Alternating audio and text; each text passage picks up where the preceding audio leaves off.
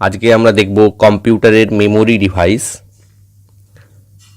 যে ডিভাইসগুলির মাধ্যমে ডেটা স্টোর বা সেভ করে রাখা হয় তাদের মেমোরি ডিভাইস বলা হয়। কম্পিউটার এই মেমোরি ডিভাইসগুলিতেই কিন্তু তার সমস্ত ডেটা স্টোর করে। কম্পিউটার মেমোরি ডিভাইসগুলিতে বাইনারি ডিজিট 0 এবং 1 ব্যবহার করে ডেটা স্টোর করে। এই বাইনারি ডিজিটকে শর্টে বলা হয় বিট। প্রয়োজনে পরবর্তী সময়ে স্টোর করা ডেটা ব্যবহার করতে পারে, প্রয়োজনে স্টোর করা ডেটাতে কিছু পরিবর্তন করতে পারে এবং প্রয়োজনে ডেটা মুছেও ফেলতে পারে। তাহলে কম্পিউটার বাইনারি ডিজিট ব্যবহার করে মেমোরি ডিভাইসে ডেটা স্টোর করে, আর বাইনারি ডিজিট ব্যবহার করে এই তথ্যটা স্টোর হয়ে বলে একে ডিজিটাল ডেটাও বলা হয়। এবং এই ডিজিটাল ডেটা পরবর্তী সময়ে কম্পিউটার ব্যবহার করতে পারে, তাতে পরিবর্তন করতে পারে এবং সেই ডেটাটা মেমোরি ডিভাইস থেকে মুছে দিয়ে সেই জায়গাতে আবার অন্য কোনো ডেটা স্টোর করতে পারে, যার ফলে আমরা একটা মেমোরি ডিভাইসের স্পেসকে বারবার ব্যবহার করতে পারি। ডিজিটাল ডেটা পরিমাপের একক। তো ডিজিটাল ডেটা সেভ হয় বিট দিয়ে, তাই তো 0 বা 1 দিয়ে। এই প্রত্যেকটি 0 বা 1কে অর্থাৎ একটা বাইনারি ডিজিটকে বলা হয় একটি বিট। এই বিটই হলো ডিজিটাল ডেটা পরিমাপের ক্ষুদ্রতম একক। 4টা বিটকে একসঙ্গে নেবেল বলা হয়, 8টা বিটকে বাইট বলা হয়, 1024 বাইটকে 1 কিলোবাইট বা কেবি বলা হয়, 1024 কিলোবাইটকে 1 মেগাবাইট বলা হয়, 1024 মেগাবাইটকে 1 গিগাবাইট, 1024 গিগাবাইটকে 1 টেরাবাইট এবং 1024 টেরাবাইটকে 1 পেটাবাইট বলা হয়। একটি মেমোরি ডিভাইসে যতগুলি বাইনারি ডিজিট বা বিট অর্থাৎ 0 বা 1 সংরক্ষণ করা যায় সেই পরিমাণকেই ওই মেমোরি ডিভাইসের স্টোরেজ ক্যাপাসিটি বলা হয়। ধরো একটি সিডির স্টোরেজ ক্যাপাসিটি 700 MB, তার মানে ওই সিডিটিতে 700 MB গুণিত 1024 সমান 7,16,800 KB তথ্য রাখা যায়। এই 7,16,800 KBকেই আমরা ছোট করে বলছি কি 700 MB। আবার এটাকে যদি আরও বড় করি তাহলে 7,16,800 KB গুণিত 1024 সমান 73,40,03,200 বাইট তথ্য রাখা যায়। আরও বড় করে যদি বলি তাহলে সেটাকে আবার 8 দিয়ে গুণ করলে 587,20,25,600টি বিট স্টোর করা যায়। মানে প্রায় 587 কোটিটি 0 এবং 1 সেভ করে রাখা যায়। তাহলে এই সংখ্যাগুলো কিন্তু অনেক বড়, বলতে অনেক অসুবিধা, তাই আমরা সেটাকে ছোট করে 700 MB বলি। তাহলে তোমরা আমাকে বলো দেখি, ধরো একটা পেন ড্রাইভের সাইজ 2 GB, তার মানে তাতে কত কেবি তথ্য রাখা যায়? তাহলে আমি প্রশ্নটা দিলাম 2 GB মানে কত কেবি। এই প্রশ্নটার উত্তর তোমরা আমাকে নিচে কমেন্টসে দাও। কয়েকটি মেমোরি ডিভাইসের উদাহরণ হচ্ছে cache memory, RAM, ROM, memory card, pen drive, solid state drive, hard disk, CD এবং ডিভিডি।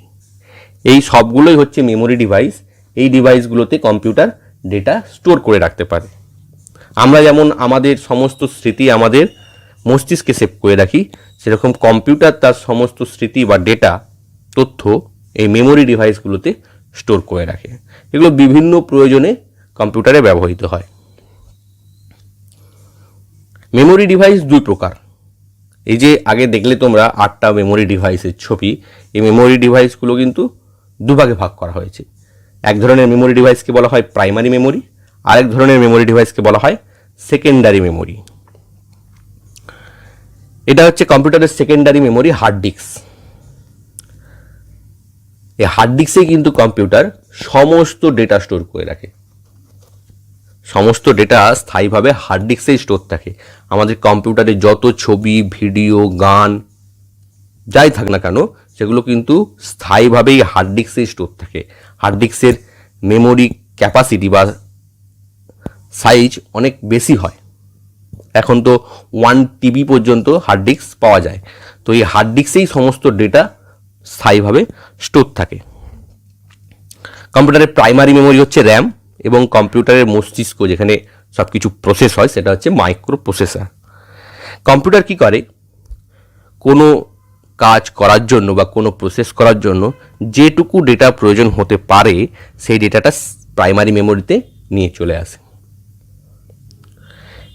এবং যে কোনো প্রসেস করার জন্য যেই ডেটাটা প্রয়োজন সেই মুহূর্তে সেই ডেটাটাই মাইক্রো প্রসেসরে যায়, এবং মাইক্রো প্রসেসর প্রসেস করার পর যে আউটপুটটা আসে সেটা এসে র্যামে স্টোর হয়, তারপর র্যাম থেকে আবার হার্ড ডিস্কে এসে স্থায়ীভাবে স্টোর হয়ে থাকে। তাহলে র্যাম যত বেশি হবে তত কিন্তু আমরা বেশি তথ্য একসঙ্গে নিয়ে এসে কাজ করতে পারবো।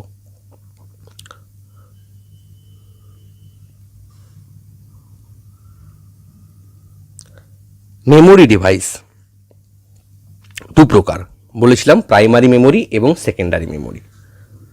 তার কাজও দেখলাম। এবার তাহলে জেনে নিই প্রাইমারি মেমোরি কাকে বলে। যে মেমোরি ডিভাইসগুলি সিপিইউ বা প্রসেসরের সাথে সরাসরি ডেটা আদান প্রদান করতে পারে। আগের ছবিতে তাই দেখলাম যে প্রাইমারি মেমোরি থেকেই মাইক্রো প্রসেসরে ডেটা যাচ্ছে। তো যে মেমোরি ডিভাইসগুলি সিপিইউ বা প্রসেসর বা মাইক্রো প্রসেসরের সাথে সরাসরি ডেটা আদান প্রদান করতে পারে তাদের প্রাইমারি মেমোরি বলা হয়। যেমন র্যাম, রম, ক্যাশ মেমোরি, এই তিনটে হচ্ছে কম্পিউটারের প্রাইমারি মেমোরি। প্রাইমারি মেমোরির বৈশিষ্ট্য, এগুলি সেমিকন্ডাক্টর মেমোরি বা সেমিকন্ডাক্টর প্রযুক্তিতে তৈরি হয়। এটি মেন মেমোরি হিসাবেও পরিচিত। সাধারণত প্রাইমারি মেমোরি ভোলাটাইল মেমোরি হয়। পাওয়ার সুইচ অফ হয়ে গেলে প্রাইমারি মেমোরি থেকে সমস্ত ডেটা ডিলিট হয়ে যায়। কিন্তু এর একটা ব্যতিক্রম আছে, সেটা হচ্ছে রম। রম কিন্তু প্রাইমারি মেমোরি হলেও ভোলাটাইল নয়, রমের ডেটা স্থায়ীভাবে সঞ্চিত থাকে, অর্থাৎ নন ভোলাটাইল। সেকেন্ডারি মেমোরির তুলনায় প্রাইমারি মেমোরি দ্রুত ডেটা আদান প্রদান করতে পারে, আর এই গুণের জন্যই কিন্তু প্রাইমারি মেমোরি সিপিইউ বা মাইক্রোপ্রসেসরের সঙ্গে সরাসরি তথ্য আদান প্রদান করে। কারণ মাইক্রোপ্রসেসর খুব গতিতে প্রসেস করে, এবং সেই গতিতে তাকে ডেটা যোগান দেওয়া সেটা সেকেন্ডারি মেমোরির পক্ষে সম্ভব নয়। সেই জন্যই সেখানে প্রাইমারি মেমোরি ব্যবহার হয়। একটি কম্পিউটার প্রাইমারি মেমোরি ছাড়া চলতে পারে না। এরপরে দেখি আমরা সেকেন্ডারি মেমোরি। যে মেমোরি ডিভাইসগুলি সিপিইউ বা প্রসেসরের সাথে সরাসরি ডেটা আদান প্রদান করতে পারে না, তবে স্থায়ীভাবে ডেটা স্টোর করে রাখতে পারে, তাদের সেকেন্ডারি মেমোরি বলা হয়। যেমন hard disk, CD, DVD, pen drive, SSD প্রভৃতি। প্রাইমারি মেমোরির বৈশিষ্ট্য, এগুলি ম্যাগনেটিক, অপটিক্যাল এবং flash memory. Magnetic hard disk, optical CD DVD, এবং ফ্ল্যাশ মেমোরি হচ্ছে পেন ড্রাইভ এবং এসএসডি। এটি ব্যাকআপ মেমোরি হিসাবেও পরিচিত, অর্থাৎ ডেটা ব্যাকআপ নেওয়া থাকে যাতে পরবর্তী সময়ে সে ডেটা নষ্ট হয়ে গেলে আবার পুনরায় ব্যাকআপ থেকে ডেটাটিকে ব্যবহার করা যেতে পারে। এটি নন ভোলাটাইল মেমোরি। সেকেন্ডারি মেমোরিগুলো হয় নন ভোলাটাইল, অর্থাৎ বিদ্যুৎ প্রবাহ বন্ধ হয়ে গেলেও এই মেমোরি ডিভাইসগুলিতে তথ্য স্থায়ীভাবে থেকে যায়। সেকেন্ডারি মেমোরিগুলি কম্পিউটারে ডেটা সংরক্ষণের জন্য ব্যবহৃত হয়, ডেটাকে স্থায়ীভাবে সংরক্ষিত করে রাখার জন্য। সেকেন্ডারি মেমোরি ছাড়াই কম্পিউটার চলতে পারে। কম্পিউটার কিন্তু সেকেন্ডারি মেমোরি ছাড়াও চলতে পারে। প্রাইমারি মেমোরির তুলনায় ধীর গতিতে ডেটা আদান প্রদান করতে পারে। তাহলে আমরা আগেও দেখেছি যে প্রাইমারি মেমোরির গতি বেশি, সেকেন্ডারি মেমোরির গতি কিন্তু কম। সেটা এখানে আবার বলা হচ্ছে যে প্রাইমারি মেমোরির তুলনায় ধীর গতিতে ডেটা আদান প্রদান। আলোচনা করব র্যাম সম্পর্কে, যার পুরো অর্থ হচ্ছে র্যান্ডম অ্যাক্সেস মেমোরি।